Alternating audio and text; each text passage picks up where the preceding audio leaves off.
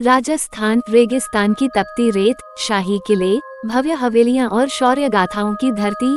लेकिन इन सुनहरी दीवारों और चमकते महलों के पीछे एक ऐसा अंधेरा भी छुपा है जिसकी कहानियां सुनकर रूह कांप उठती है। क्या आप जानते हैं कि यहाँ कुछ ऐसी जगहें हैं जिन्हें लोग दिन में तो घूमते हैं, लेकिन रात ढलते ही वहाँ कदम रखने से भी डरते हैं। इन वीरान हवेलियों और रहस्यमयी किलों में अब सिर्फ परछाइयां बसती हैं, चीखों की गूंज सुनाई देती है और अनजानी आत्माएं भटकती हैं। मेरे साथ आइए, क्योंकि मैं आपको राजस्थान की उन्हीं सबसे डरावनी जगहों पर ले चलूंगी। कहीं अनकही बातें, हिंदी हॉरर स्टोरी। राजस्थान रेगिस्तानी हवाओं का वह प्रदेश जहां दिन में तपती हुई धूप सोने जैसी चमकती है और रात ढलते ही अंधेरों की ठंडी परछाइयां डर पैदा करती हैं। राजस्थान को हम सब राजसी ठाट बाट और शाही किलों के लिए जानते हैं, लेकिन सच पूछो तो इन हवेलियों और किलों की दीवारों के भीतर ऐसी सच्चाइयां छुपी हैं जिनके बारे में सोचकर ही रूह कांप जाती है।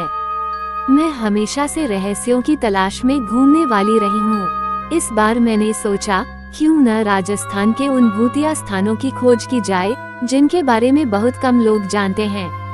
मैं अकेली थी, मेरे हाथ में बस एक कैमरा और दिल में हिम्मत। पर सच कहूँ तो जैसे ही यात्रा शुरू हुई, मेरी आत्मा भीतर से पूछ रही थी, क्या मैं सच में इस डर को झेल पाऊँ। जैसलमेर से करीब 17 किलोमीटर दूर रात के समय जब मैं वहां पहुंची तो हवा में अजीब सी ठंडक थी। रेगिस्तान की रेत दिन में तपती है, लेकिन उस रात रेत भी ठंडी सी लग रही थी, मानो किसी की परछाई उसके ऊपर से गुजरी हो। कुलधरा गांव, जिसे लोग आज भूतों का गांव कहते हैं, सदियों पहले पालीवाल ब्राह्मणों का बसा बसाया गांव हुआ करता था। कहते हैं एक रात पूरा गांव अचानक खाली हो गया, कोई नहीं जानता कैसे। लेकिन लोग मानते हैं कि जाते जाते गांव वालों ने शाप दे दिया कि यहाँ कभी कोई बस नहीं पाएगा। मैंने जैसे ही वीराने की टूटी फूटी गलियों में कदम रखा तो दिल की धड़कनें तेज हो गईं। चारों ओर खामोशी, बस हवा का सन्नाटा और कहीं दूर रेत पर चलती बिल्लियों की परछाइयां। अचानक मेरी टॉर्च की रोशनी टूटी दीवारों पर पड़ी। मुझे लगा जैसे किसी औरत का साया बैठा है, पर रोशनी हटते ही वहां सिर्फ पत्थर थे। क्या मेरी आंखें धोखा खा रही हैं? मैंने खुद से पूछा। गांव की गलियों में आगे बढ़ते बढ़ते मुझे लगा कोई मेरे पीछे चल रहा है। धीमी धीमी पायल की आवाज, छम छम छम। मैंने पीछे मुड़कर देखा, लेकिन वहाँ कोई नहीं था।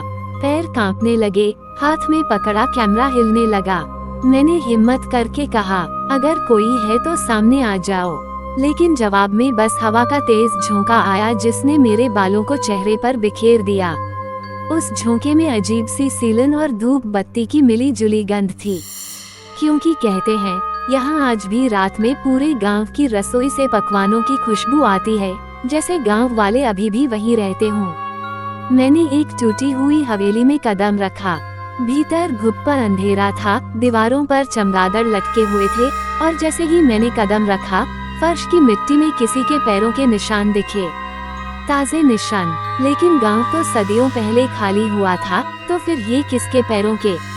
अचानक पीछे से किसी औरत की कराहट सुनाई दी। हाय, हमें क्यों सताते हो? मेरे रोंगटे खड़े हो गए। मैंने टॉर्च घुमाई, पर वहाँ सिर्फ टूटी हुई दीवार थी। मेरे पैरों तले अचानक जमीन कांपी, जैसे किसी ने भारी भरकम दरवाजा पटक दिया हो। मैंने दौड़ते हुए हवेली से बाहर निकलने की कोशिश की, लेकिन गलियों में धुंध फैल गई। उस धुंध में मुझे एक झलक दिखाई दी। सफेद कपड़े पहने एक औरत, जिसके सिर पर घूंघट था और पांव जमीन को छुए बिना हवा में तैर रहे थे। वह मेरी तरफ बढ़ रही थी। उसकी पायल की आवाज गूंज रही थी, छम छम छम। मैंने चीख मारकर अपनी आंखें बंद कर ली और कैमरा गिरा दिया। जब मैंने आंखें खोली तो मैं गांव के बीचों बीच थी।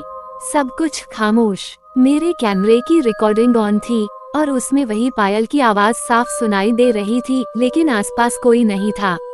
उस वक्त मुझे एहसास हुआ कि कुलधरा का श्राप आज भी जिंदा है। जो भी वहाँ रात गुजारने की कोशिश करता है, वह या तो पागल हो जाता है या सुबह होते होते गांव छोड़कर भाग जाता है। मैंने डरते डरते अपने कदम बाहर की तरफ बढ़ाए और मन ही मन सोचा, अगर पहली ही जगह इतनी डरावनी है, तो आगे राजस्थान की और कौन सी जगहें मेरा इंतजार कर रही हैं? क्या मैं सच में इस डर को झेल पाऊंगी? कुलधरा से निकलकर मैंने जैसे ही अगली मंजिल की ओर कदम बढ़ाया, दिल में हलचल तेज हो गई, क्योंकि अगली जगह का नाम ही इतना खौफनाक था कि वहां पहुंचने से पहले ही मेरे भीतर डर समाने लगा था। भानगढ़ का किला। भानगढ़ अलवर जिले में बसा हुआ एक ऐसा नाम है जिसे सुनते ही लोग कांप उठते हैं। लोग कहते हैं कि सूर्यास्त के बाद यहाँ कोई रुकने की हिम्मत नहीं करता। सरकार ने भी यहाँ बोर्ड लगा रखा है, सूर्यास्त के बाद भानगढ़ में प्रवेश वर्जित है। मैंने सोचा, अगर सच जानना है तो डर का सामना करना पड़ेगा। मैं शाम ढलते ही किले के अंदर दाखिल हुई।